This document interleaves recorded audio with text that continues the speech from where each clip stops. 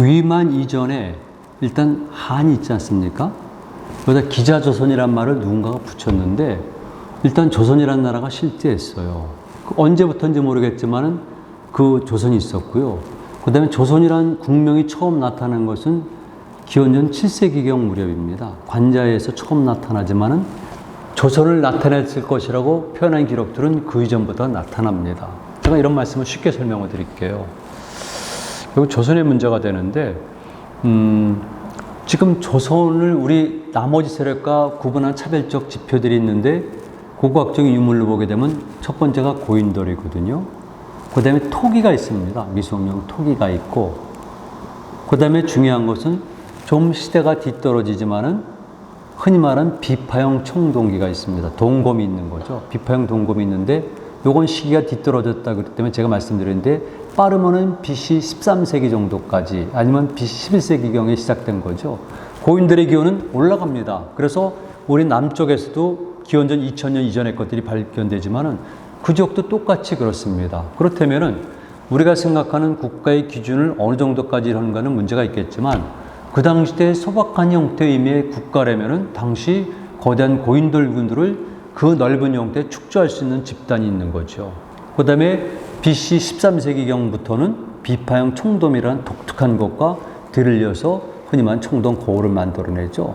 그 다음에 독특한 토기를 만들어낸다면은 흔히 말해서 요하 이서라든가 또는 사내간 이남의 세력과는 차별적으로 있는 겁니다. 그런 의미에서 볼 때 조선이란 글자가 나타나고 안 나타나고 떠나가지고 거기에는 정적 실체가 있는데 그 정적 실체 이름은 조선일 수도 있고 아닐 수도 있지만 조선일 가능성이 매우 많다는 겁니다.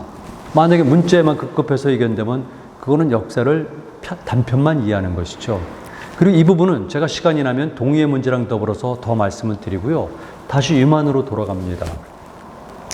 그래서 그 당시 때 조선이라는 나라가 있었고 그 시기는 흔히 말하는 춘추 전국시대를 거쳐가면서 진나라가 있었고 그 다음에 흉노가 등장하면서 중국 세력을 압박하고 흉노에서 70년 동안 거의 복속 비슷하게 압박을 당했던 한나라의 무제가 등장하면서 동아시아 질서가 변하거든요. 그 변화되는 과정 속에서 등장한 것이 바로 유만조선의 멸망입니다. 속칭 유만조선의.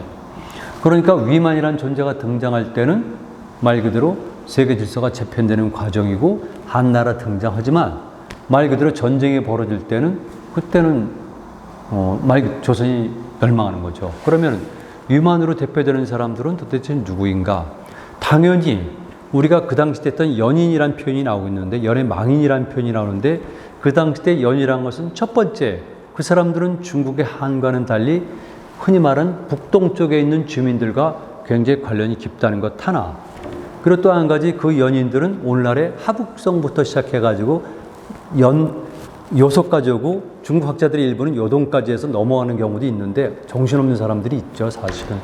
그런데 중요한 것은 그 당시 때 그 지역은 연나라가 지배했고 관리했어도 그 지역에 살던 사람들은 먼저 연 이전에 있었던 조선에 관련된 사람들이 있는 건 확실합니다.